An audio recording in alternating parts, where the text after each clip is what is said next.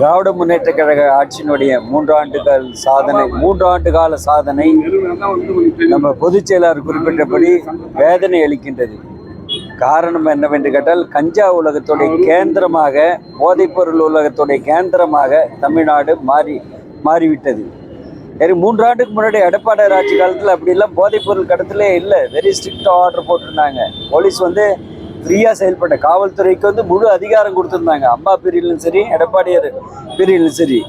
எங்கெங்கே போதைப் பொருள் உருவாகுதோ, யார் அந்த ஊக்குவிக்கின்றாங்களோ, யார் மூலப்பொருளாக இருக்காங்களோ, அந்த மூலப்பொருளை கண்டுபிடிச்சு ஒழிக்கின்ற நடவடிக்கையில் அனைத்து இந்திய அண்ணா திராவிட முன்னேற்ற கழக ஆட்சி முதன்மை பெற்றிருந்தது என்பதை நான் பெருமையோடு குறிப்பிட கடமைப்பட்டுள்ளேன்.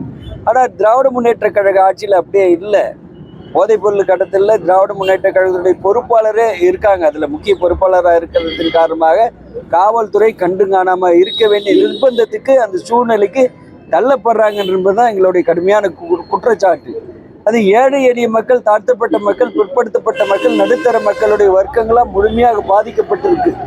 விலைவாசி முற்றிலும் ஏறி போச்சு, மின்சார கட்டணம் உயர்ந்து போச்சு, அதோடு நமது வீட்டு வரி உயர்ந்து போச்சு, ரிஜிஸ்ட்ரேஷன் ஃபீஸும் உயர்ந்து போச்சு.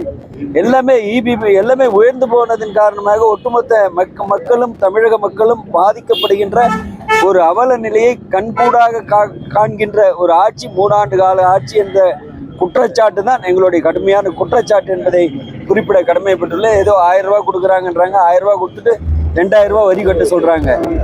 1000 ரூபா கொடுத்துட்டு 2000 ரூபா வரி கட்ட சொல்கிறாங்க. மாணவ செல்வங்களுக்கு 1000 ரூபா கொடுக்குறேன்றாங்க. அது ஒன்றும் இது பெரிய விஷயம் இல்லை. அவங்களுக்கு லேப்டாப் கொடுக்கணும், கணினி கொடுக்கணும், புரியல. அது பட்டதாரி மாணவ பெண்களுக்கு தாலிக்கு தங்கம் கொடுக்கணும், 50,000 ரூபாய் பணம் கொடுக்கணும். அதுதான் ஒரு ஆரோக்கியமான விஷயம்.